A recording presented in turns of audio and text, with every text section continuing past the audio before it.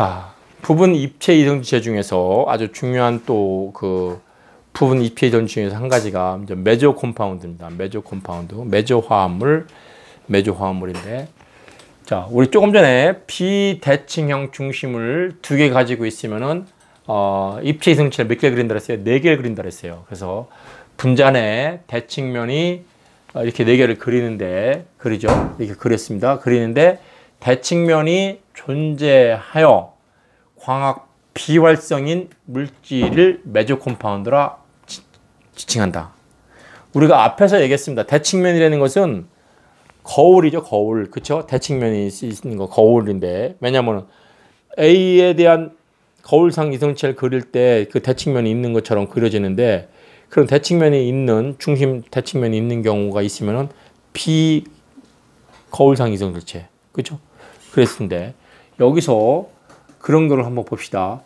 이거에 대해서 거울상으로 그려지는 형태고, 이런 그 에리스로폼에서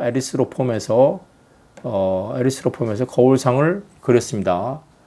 그렸는데, 가만히 보니까 이 화합물은 여기 자른다고 그것도 아니고 아무것도 아닌데, 얘는 이렇게 자르면은 어떻게 돼요? 대칭면이 생기는 거죠. 대칭면이. 그쵸? 대칭면이 생기잖아요. 그래서 4개의 거울상 입체 이성질체를 그렸는데, 왜? 입체 중심탄소가 2번과 3번에 2R, 3R로 있으니까 2R, 3R, 2S, 3S, 이거의 부분 입체 이성질체인 2R, 3S, 그거에 또 거울상인 2S, 3R, 이렇게 4개를 그릴 수 있는 거잖아. 그쵸? 2의 n승이니까, 2의 2승은 4개니까 4개의 입체 이성질체를 그렸어요. 앞에도 봤잖아. 앞에서도 이렇게 4개의 입체 이성질체 그렸습니다. 그랬는데 여기서는 아까는 그 뭐였죠? OH가 이거.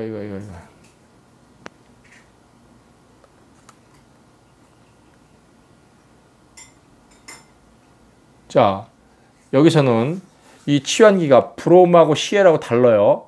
그렇기 때문에 이렇게 4개를 그리니까 4개가 다 나와요. 그러니까 아무 상관없습니다. 이렇게 돼도 대칭면이 안 생겨요. 왜? 브롬과 CL 틀리니까. 그런데 지금은 이 타타릭 애시드인가요? 그러네, 타타릭 애시드네. 위도 COH, 아래도 COH고 옆에 있는 치환기 똑같이 OH예요. 근데 얘는 이렇게 대칭면을 그리면은 여기에 OH가 생기고 이쪽에 OH가 생기기 때문에 대칭면이 없어요. 근데 얘는 여기다 이렇게 가르니까 완전히 포개지는 거예요. 그쵸? 대칭면이 생기는 거죠. 이 물질과 이 물질은 거울상이 아니라 같은 물질이네. 같은 물질. 그쵸? 같은 물질이죠. 이렇게 보면 거울상처럼 보이는데 이걸 갖다가 이렇게 180도 돌려서 보면은 똑같은 물질이에요. 같은 물질이에요, 이거는. 대칭면이 있는 거기 때문에. 대칭면이 있으면은 광학활성 물질이 아닌 것처럼. 그러니까 이거는 1번, 2번, 이게 3번이에요. 똑같은 물질이기 때문에. 그래서 얘는 부분 입체 이성질체 중에서 4개의 입체 이성질체를 만들었는데 결국에 3번과 4번은 대칭면이 존재하므로 같은 물질이다. 고로 이런 경우를 메조 컴파운드라 부른다. 메조 컴파운드라 부른다. 대칭면이 있기 때문에 이거를 180도 회전하면은 같은 물질이다. 그 뜻입니다. 그죠? 자, 그래서 1번과 2번은 거울상 이성질체, 3번과 4번도 거울상 이성질체인데 알고 보니까 대칭면이 있어서 180도 돌리니까 같은 물질이 되더라. 고로 이런 부분 입체 이성질체를 메조 컴파운드라 부른다. 됐습니까? 용어의 정의 확실히 해놓으세요. 자, 그래서 메조 컴파운드인 경우에 메조 컴파운드 화합물은 거울상 이성질체와 전혀 다른 물리적 성질을 가진다. 즉, 여기 봐보시면은 ER3S인 1번 물질의 물성이 뭐 고유 광회전도가 플러스 10이고 녹는 점이 168도고 뭐 이게 뭐죠?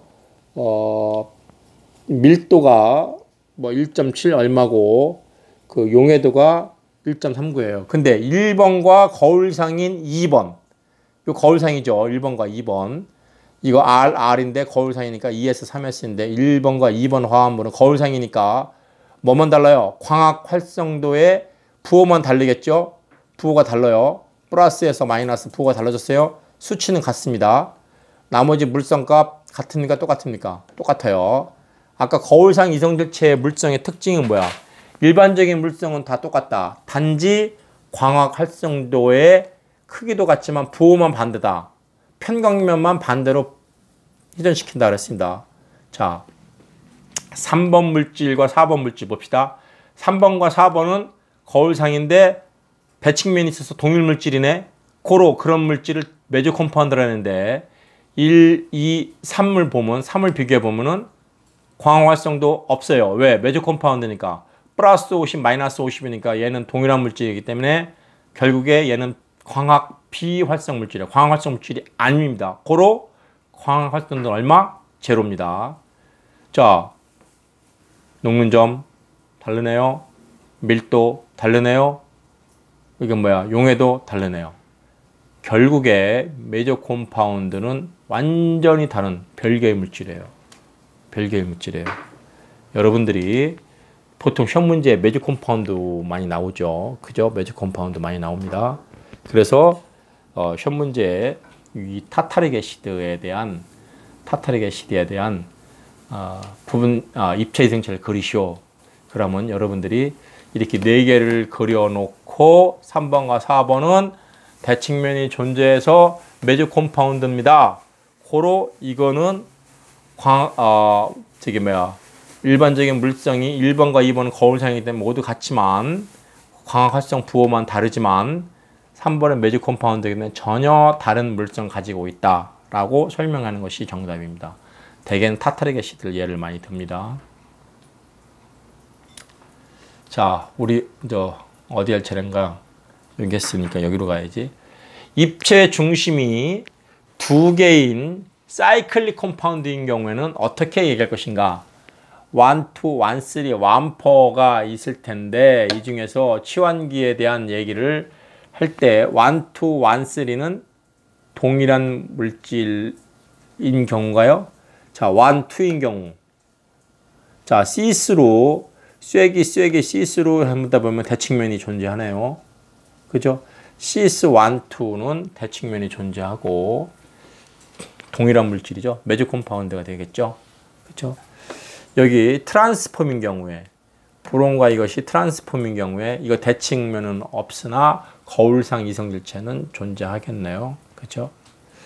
자, 여기 이제 1, 3인 경우에도 1, 2, 3인 경우에도 이렇게 대칭면을 대면은 시스인 경우에 이게 시스예요. 이렇게 되면은 대칭면이 있으니까 뭐가 돼? 시스인 경우에 대칭면이 있으니까 이것도 메이저 컴파운드네요. 근데 트랜스로 있는 경우에 이렇게 될 수가 있습니까? 트랜스니까 안 되고 거울상으로 돼야 되죠. 그죠? 거울상으로 돼야죠. 자, 이렇게 여러분들이 1, 2인 경우와 1, 3인 경우에 시스폼은 메이저 컴파운드가 되고 트랜스폼만 거울상 이성질체를 만들 수 있다. 그죠? 근데 1, 2, 1, 3로 치환된 화합물에서 치환기가 다른 경우, 치환기가 다르면은 거울상. 그죠? 거울상. 1, 3인 경우에도 치환기가 다른 경우는 거울상. 그죠? 여기 보는 경우 CCB 트랜스인 경우에 트랜스인 경우 당연히 또 거울상인 경우. 그죠? 그래서 이것은 모두 분자 내에 대칭면이 없다. 그렇기 때문에 전부 다 입체 이성질체의 특징을 갖고 있다라고 얘기합니다. 그런데 1, 4를 보면은 1사로 치환되어 있는 경우는 비대칭 중심이 없으므로 비카이랄 화합물이다. 자, 여러분이 이 이야기 언뜻하게 보면 쉽지가 않은데 1번과 4번에 있으면은 딱 했어요. 근데 이 물질은 여러분들이 비대칭 중심이 없어. 대칭면은 있는데 비대칭 중심, 즉 카이랄 탄소가 없다는 얘기예요. 카이랄 탄소가. 그죠? 왜 똑같지? 유탄소 입장에서 볼 때는 똑같죠. 그죠? 그래서 카이랄 탄소가 없어. 카이랄 탄소가 없으면 카이랄 화합물이 아니죠. 카이랄 화합물은 카이랄 중심이 있어야 되는 건데 카이랄 중심이 없으면은, 즉 비대칭 화합물은 비대칭 중심이 있어야 되는데 비대칭 중심이 없기 때문에 카이랄 화합물 아닌 거지.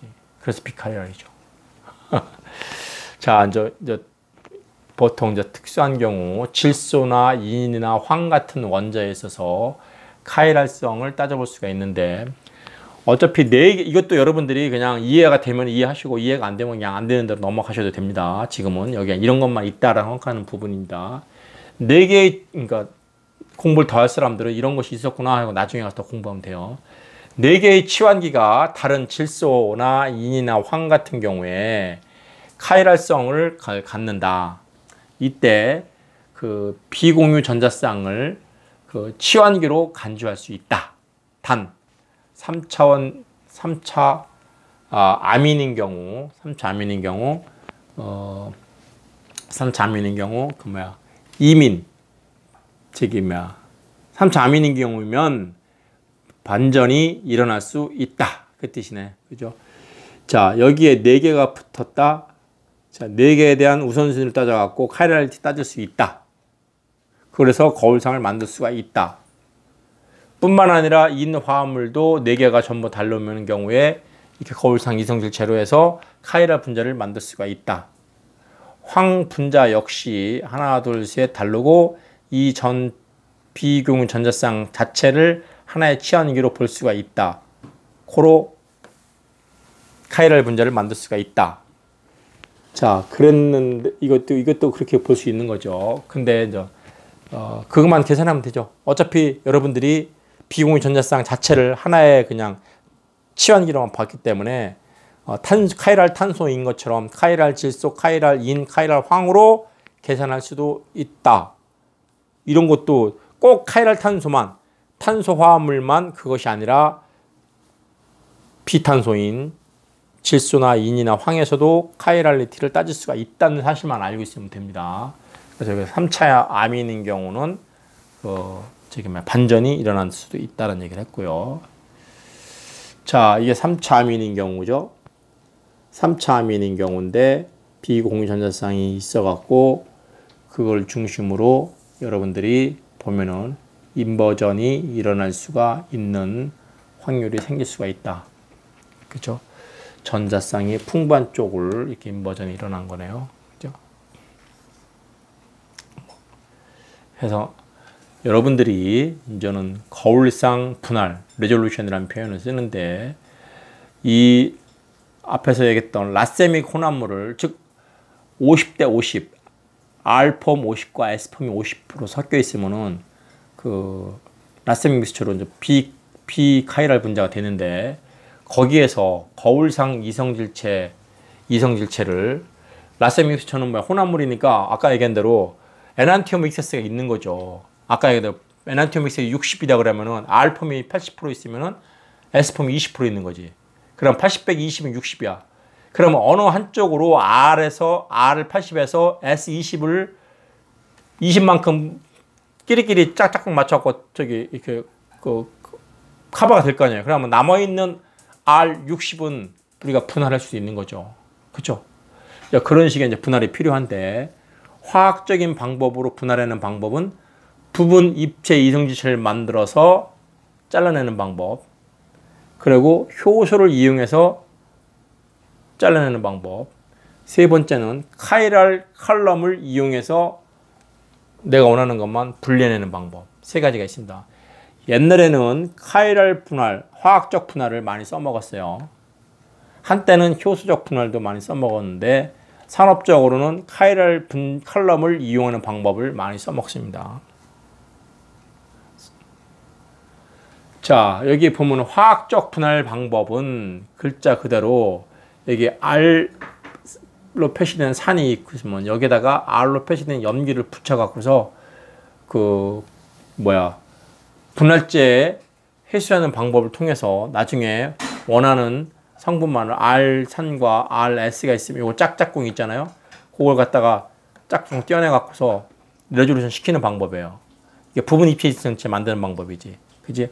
어느 한쪽에 산과 R이 섞여 있는 걸 갖다가 요걸 갖다가 짝짝꿍 자기 짝꿍을 맞춰 갖고서 두 개로 나눠 주는 거예요. 그런 다음에 내가 갖고 있던 걸 딱 떼어내면은 두 개가 분리된다는 얘기지. 이게 이제 화학적인 방법으로 산과 염기법을 이용하는 겁니다. 그죠? 이렇게 R폼이 있고 S폼이 있는 믹스처 화합물. 이게 뭐 이게 70대 이게 30이라든지 이게 있을 수 있는 거 아니야. 그럼 나머지 40만큼 이게 70% 있고 30% 있으니까 이만큼 쌤쌤해서 넘어가고 나머지를 분할하겠다 하는 얘기입니다. 그렇죠? 자, 그런 경우에 이 방법을 써먹습니다. 이렇게 섞여 있는 거에 내가 이걸 갖다가 미리 R에 어떠한 이게 뭐예요? 아민유니까 염기를 만들어 갖고 이 두 개 섞여 있는 데다가 집어넣어.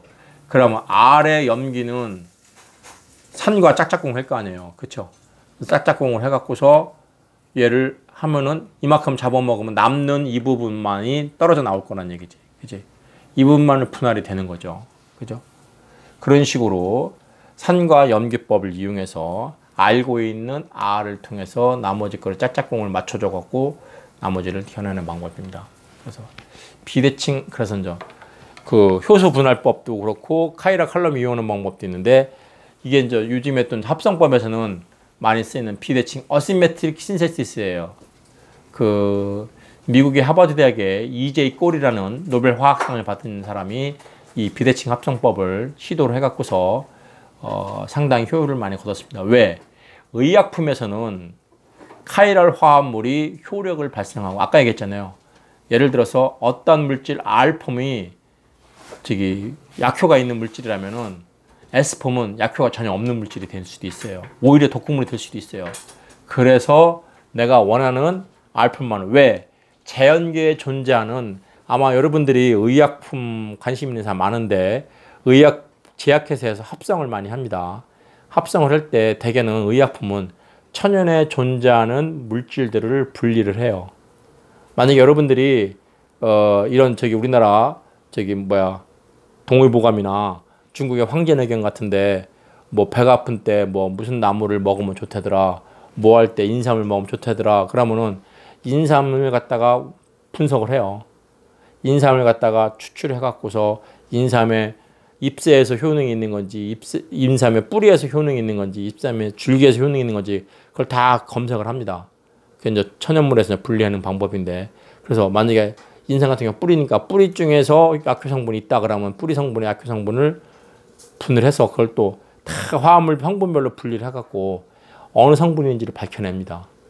그죠? 그래서 그 성분을 갖다가 많이 재배된 인삼처럼 재배가 되면 상관없는데 천연에 존재하는 아주 희귀한 물질이다. 그러면 어떻게 해야 돼? 희귀한 물질은 그 물질을 합성을 해야 돼요. 재배가 안 되면. 그 물질을 합성할 때 거기에는 어떤 성분이 아까 얘기한 대로 R폼에 2번에 R3 그 단순한 문자가 아니니까 보통 복잡한 화합물은 비대칭 카본 즉 카이랄 탄소가 4개 5개 있는 것도 있어요. 4개 있다 그러면 얼마? 2는 4, 2는 4, 4, 4, 16 16개의 에난티오머가 나와요. 16개의 입지성체가 나와요. 그쵸? 나중에 이제 보시면 알겠지만 천연에 존재하는 화합물들 중심 탄소가 4개 5개씩 돼요. 그럼 2의 4승, 2의 5승이야. 2의 4승만 하더라도 16개가 나오고 2의 5승이면은 32개가 나와요. 32개 중에 약효 성분 요거 하나야. 그럴 수도 있어요. 그렇기 때문에 전략적으로 그런 물질을 만들기 위해서 처음부터 비대칭 합성법을 합니다. 그런 입체 화학적 특성을 갖는 물질을 만들기 위해서 조절을 하는 거예요. 아직 이제 합성법에서 상당히 이제 그 각광을 받는 그런 겁니다. 그래서 이런 비대칭 합성법은 보시는 바와 같이 이렇게 어떤 화학 물질 중에 합성을 합니다. 이건 소디움 보로하이드라이드 써갖고 리덕션 시킨 거네요. 그렇죠? 여기 이제 카복실릭 애시드를 리덕션 시키면은 이렇게 알킬이 되는 거죠. 그렇죠? 여기 이제 알코올이 오는 겁니다. 그렇죠? 그렇잖아. 애시드니까 여기에다가 이제 이렇게 알코올이 오는데 이 알코올에 RS 표시를 해주는 거지 이게. 그죠? 입체적으로 표시를 해놓는 것이 이런 폼하고 이런 폼하고 세균 모양과 점선 모양으로 S폼과 R폼이 만들어지는 거죠. 자, 그냥 만들면은 이것이 믹스처로 나온다는 얘기예요. 그죠? 락스테치 믹스처로 나온다는 얘기지. 그랬을 때 그거를 갖다가 아예 스크린을 해갖고서 내가 원하는 R폼이면 R폼, S폼, S폼만 나오게끔 그 합성 프로세스를 짜는 거지. 그죠? 그것이 비대칭 합성법이에요. 그런 것들이 상당히 합성에서는 완전히 각광받고 있습니다. 그러면은 왜 그런 카이랄 분자가 여러분들이 이 비대칭 합성법은 학부에서는 그냥 하지는 않습니다. 이런 방법이 있다는 얘기고 대학원을 가면은 여러분들이 석사 과정에서는 이런 스테레오케미스트리 그리고 어시메트릭 신세시스라고 해서 의약품 쪽 물론 다른 데도 마찬가지지만 이런 입체화학적인 요소를 상당히 많이 반영을 합니다. 저도 석사 때 아까 얘기했지만 편건계로 옵티컬 액티브한 물질을 만들었더랬잖아요. 광학 활성 있는 물질을 만들었더랬잖아요. 저는 출발 물질을 L-알라닌부터 시작을 했습니다. 그래서 세린부터 시작했죠. 세린이라는 비타민 U의 아미노산이죠. 세린이라는 아미노산에 광학 활성이 있는 L-세린이었어요. L-세린 아까 D알폼에서 L 쪽에 있는 세린을 가지고 출발 물질을 했습니다. 그럼 세린에 있는 그 카이랄 중심 탄소는 그대로 건들지 않고 가면은 그 물질은 계속 그런 카이랄티를 갖고 있게 돼요. 취한기만 다르니까 물성치만 조금씩 달라지죠. 그죠? 그런 방법도 있고요. 아니면은 전략적으로 요 탄소를, 이런 카이랄 탄소를 이렇게 만들었는데 한번 만들어진 탄소를 계속 유지하는 방법도 있고요. 그건 전략적으로 여러 가지 방법이 있습니다. 그래서 합성에는 신세틱 스트라티지, 즉 합성 전략이라는 게 있어요. 어떤 루트로 가는 것이 내가 원하는 목표점에 도달할 것인가. 우리 전략 게임 많이 하잖아요. 어떻게 해야지만 내가 승리를 할 것인가 전략을 짜듯이 내가 어떤 목표 물질을 만들어내야 돼요. 이 목표 물질은 자연계에 존재하는 그런 목표 물질일 경우가 많죠. 그렇죠? 아까 얘기한 대로 어떤 효능이 있는 자연계 물질이 무언가. 그죠? 어디에 어떤 물질이 좋은가. 그런 물질을 그럼 어떻게 만들어내는가. 요즘엔 좀 코로나19에 대해서 백신이나 치료제를 만드는, 그러면 내 이 질병을 연구하면은 어떤 백신이 필요하다, 아니면 어떤 치료제가 필요한 타켓 물질이 만들어질 거예요. 그럼 그 타켓 물질이 만들어지면은 합성하는 사람들이 우리가 손쉽게 얻을 수 있는 출발 물질로부터 그걸 만들어 가야 돼요. 근데 단순하게 작용기만 바꾸면은 치환기만 바꾸면 되는 물질이라면 상관없는데, 이게 입체적으로 지금 얘기대로 2번 위치는 R, 5번 위치는 S, 8번 위치는 R, 9번 위치는 S, 이런 식으로 입체화학적으로 그 특이성이 있다라면은 그걸 다 맞춰야 되잖아요. 그럼 어떤 방법을 통해서 어떤 루트를 통해서 갈 것인가? 환원 반응은 어떤 환원제를 쓸 것인가? 거기에서 전략적으로 입체적으로는 어떤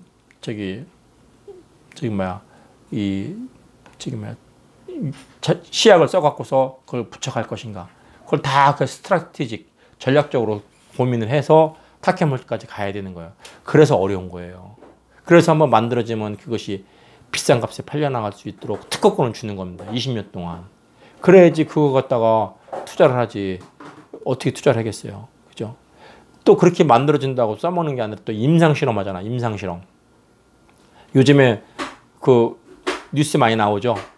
미국에서 임상 2단계까지 갔다. 우리나라 어떤 거 임상 1단계에서 실험을 보냈다. 그러면 주가가 막 올라가고, 임상 1단계 실패했다면 또 떨어지고 막 이러잖아요.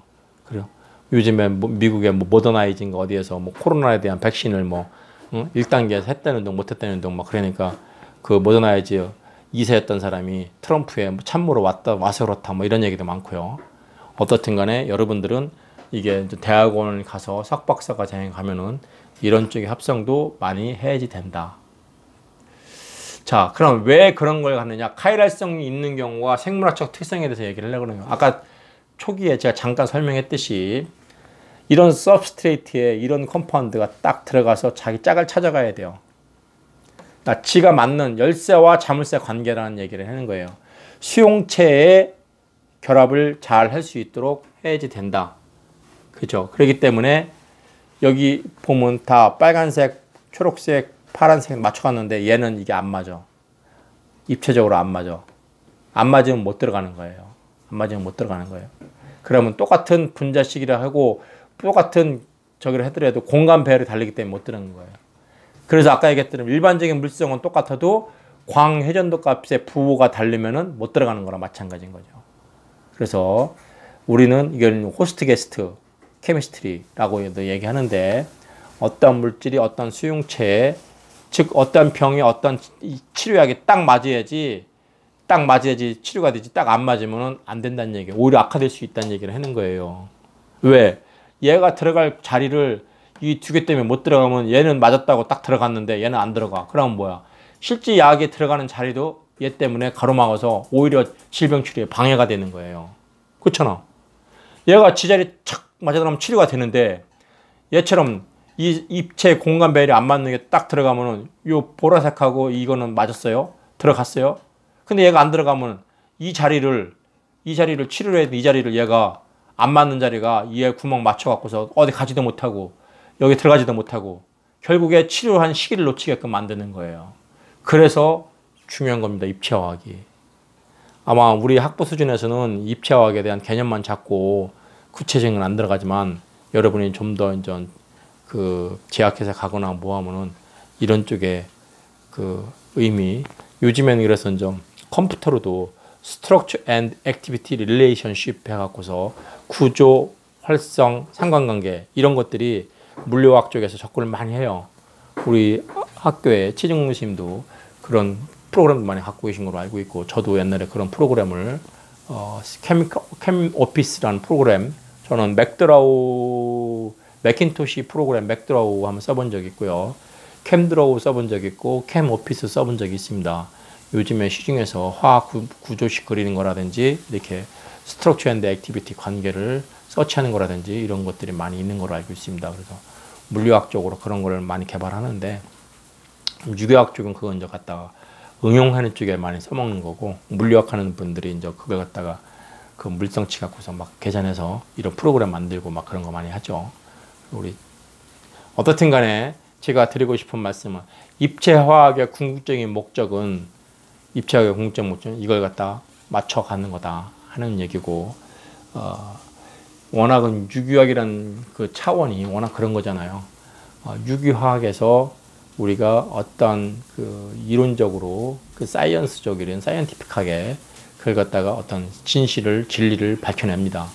그러면은 결국에 어플리케이션 하는 화공학도나 약학도나 이런 사람들은 뭐예요? 결국에 인간의 삶을 향상시키는 데 포커싱이 있는 거죠. 일반적인 물질이라면 얼마나 인간 생활에 편리한 물질을 만들어주는가. 만약에 의약품이라면 인간의 질병을 치료하는 데 목적을 두고서 거기에 포커싱을 맞춰주는 거예요. 그것이 응용과학이에요.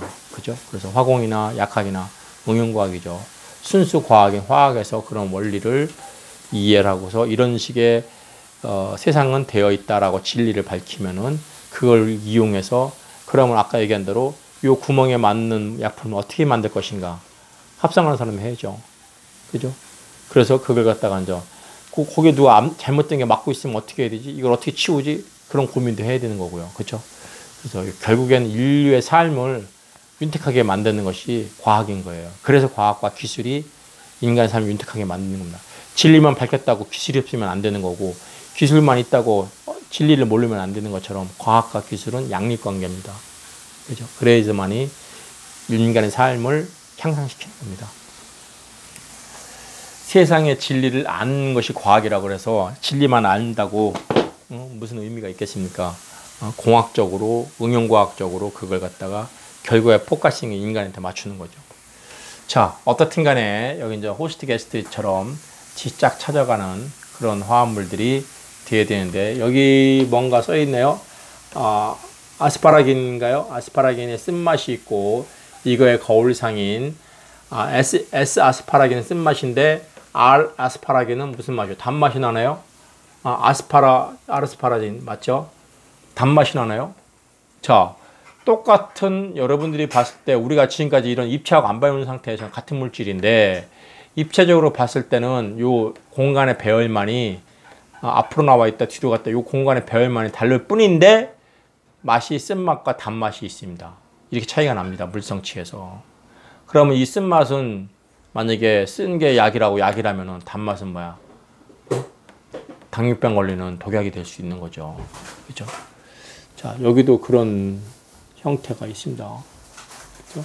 박하향이 나고, 이거는 뭐야? 무슨 향이 나요? 같은 물질인데. 그죠? 그런 거 많죠. 그래서 여러분들이 얘 같은 경우 R폼은 진정 효과가 있는데 S폼은 기형아를 유발시키는 엄청난 독약이죠. 그죠? 독약이죠. 진정작용이 있는가 하면 독약작용이 있는 거고. 이게 카이랄리티예요. 이게 입체화학이에요. 이런 거 보면 무시무시하죠. 어마무시하죠. 그래서 의약품을 만들 때 이런 그 입체화학적인 것을 고려를 하기 때문에 합성하는 사람들의 의약품 합성이 하이라이트가 되죠. 하이라이트가 됩니다. 자, 여러분들 지금까지 거울상 이성질체를 배우느라고 고생 많이 했습니다. 자, 여러분들 이런 화합물들 보세요. 대개의 의약품들 아니면 이런 것들이 카이랄 의약이라고 해갖고서 그런 입체적인 고려를 했던 의약품들이 많이 알려져 있습니다. 그래서 이런 물질 보세요. 입체중심탄소에 몇 개가 있을 것인가? 한두 개가 아니죠.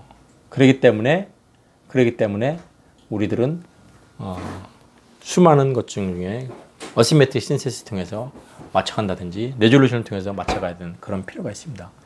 자, 우선 지금 여기서 얘기하고 싶은 것은 카이랄 약, 입체 화학적으로 액티비티가 있는, 입체 광학 활성이 있는 물질들이 약으로서 많이 존재하는 것들을 지금 예시를 하고 있습니다.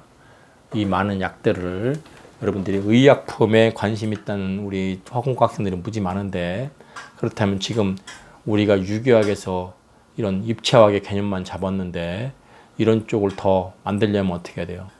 의학화학을 배워야 되고, 그죠? 그리고 입체화학을 더 공부를 해야 되고, 또 합성하는 기술을 더욱더 발전시켜야 됩니다. 물론 이런 걸 만드는 계산하는 것은 약학 쪽에서는 이런 거에 대한 동특성, 이런 거에 대한 델리버리, 델리버리 같은 경우는 화공에서도 하죠. 동특성이 약학에서 많이 하는 거고 그런 걸 하지만 화학이나 화공에서는 이걸 갖다가 어떻게 합성할 것인가, 그죠? 어떻게 수율을 높이게 할 것인가, 이런 것도 고민 많이 합니다. 여러분들이 앞으로 할 일이 무지 많습니다. 의약품에 관심 있는 사람들 막연한 그냥 하늘에 뚝 떨어지는 약품 없습니다. 하나하나 화학을 통해서 생물을 통해서 배워가는 겁니다. 자, 이제는 여러분들이 5장의 핵심 키워드가 뭐였는지는 아시겠죠? 제일